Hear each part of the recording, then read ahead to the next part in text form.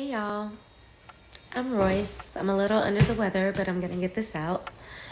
So, this is my story about how my life changed beginning July 31st, 2004 to now. All because I had a baby by Superman. Part 1.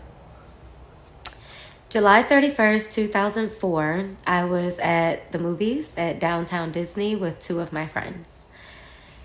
When three male figures walk in, one looking to be about an inch away from being a midget, the other very skinny and he had a bad acne problem, and another one who was extremely tall.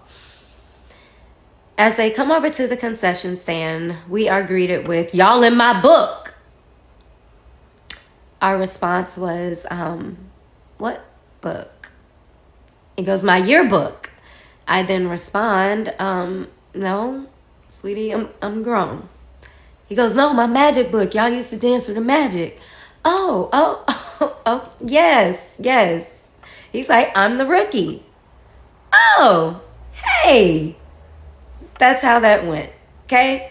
And he was talking about, oh, y'all not dancing this year, that we left them with the Lion King. Like, it was a bunch of niceties and goofiness, and that was it. He still had braces. It was nothing.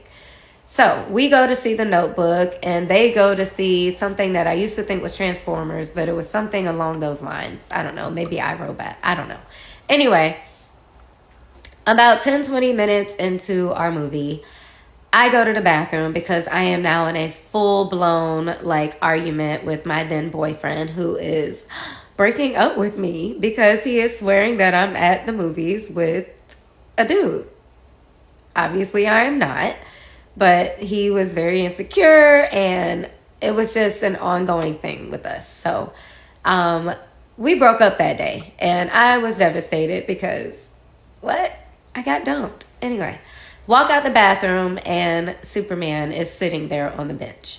And he goes, "No one should ever make you cry like that." Okay, thank you. And he's like, "Nah, you know what I'm saying? Nah, I'm young, but no man should ever make you feel like that." He had braces. So I'm like, again, thank you. And I go on about my business, and I go back to the movie. And I'm in the movie doing all of this, of course, on my little aim, my little sidekick. But by the end of the movie, I'm just kind of over it. So we're walking out the theater, and they're leaning on the car like they're in Boys in the Hood. So we're walking across the street, and his cousin comes up to me, which is the one with the acne problem, and he goes, "Hey, my cousin trying to holler at you." And I was like, "Well, why is your cousin not over here?"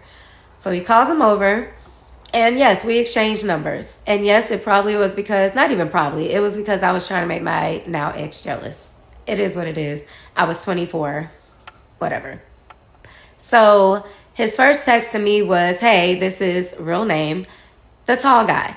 So if you've ever seen me put TG on something or heard about that nickname, that's where that came from.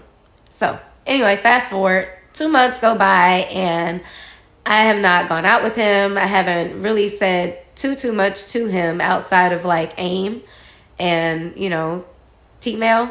So I was just being an asshole. Well, realizing that my relationship is now over for real, my dad is like, "Well, why not just go and hang out?" He's like, "You don't have to do anything." He's like, "But just hang out, have some male companionship." Not like that, but just someone to hang out with and have fun that enjoys doing goofy shit like me, right? So we decide that we're going to go to the movies at Festival Bay, which is now changed names probably 20 times. But we go to those movies, and I'll never forget this day because this is when I felt the shift. But it was a man and his son. And the son ran up to me and was like, "Oh my God, you're a magic dancer." And I'm like, "Yeah, I am." That never happens, y'all. People don't know the magic dancers here. No, for real. People don't know the magic dancers at all. So I was taken aback, and he asked if he could take a picture. He pulls out a real camera, and he takes a picture. After that day, there was a shift. I started getting invited to promos, to fashion shows, to theme parks. team events. I was everywhere. And I had stated a few times that I was thinking about going back to dance, and he was against it. So I did a brand ambassador tour with Cherry Vanilla Dr. Pepper, came back, and I said, I've made up my mind. Like, I'm doing this. And was he being supportive of things that I was doing? Yes. He was at the fashion shows that I did with Gaucher. Yes, that Gaucher. Hey, girl. He was coming to my parties. I mean, he was around. So I'm not going to say like he wasn't doing anything. He was. But I wanted my career. I went back. The team took me back, knowing what our history was. I danced that year. The next year I said I wanted to go to Miami. I said I wanted to dance for the Heat. That was my dream team, either there or the Dallas Cowboys. And both of those he was completely against, and I had no idea why. He would offer like our suggestions for other teams, but never those two. Just completely against anything in Texas and Miami. Now you'll know why. I audition for the team. I make it. Yay me. And after a couple weeks, there's a couple girls that are just treating me weird, and I didn't know why. Well, I ended up finding out that he had cheated on me with one of my teammates who used to live in Texas, but now was coming to the Heat, and he had been trying to get both of us to not say anything. Anyway, broke up with him and was trying to live my best life, y'all. Really was, right? And I ended up getting in an argument with one of my best friends on the team that you all know as Super Black Girl, Tracy. Got in an argument with her, so I was suspended for 2 weeks. So I went to Mexico with my DJ friend, and we had time of our life, whatever. Came back, and my phone is blowing up, my little sidekick, and it's him. And I'm asking for advice from my DJ friend, and he's like, hey, just go and talk to him. Just see what he got to say. Just hear him out. Like, maybe he really is sorry. Okay. I go to the hotel, and at first he wasn't in there because he was at, like, team meetings. But then he comes in, and we're in there, and we're talking, and he's pleading his case and asking for forgiveness, talking about how much he loves me and that he'll never do it again, that I'm the one for him, I'm perfect this, perfect that, all these things, y'all. And I said I would think about it. I said, I'll talk to you later.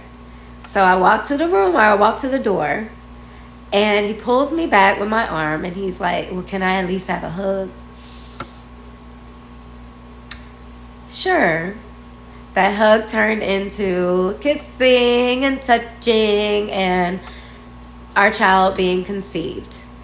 I did not know I was pregnant until about a little over a month later when I was in practice, and one of the dancers who, funny story, ended up marrying the head coach of, that's not important, sorry. So after practice, I go to Walgreens and I buy a pregnancy test, and I take it home, take the test, call my brothers and girlfriend, wait for the results, and when I see them, I start bawling.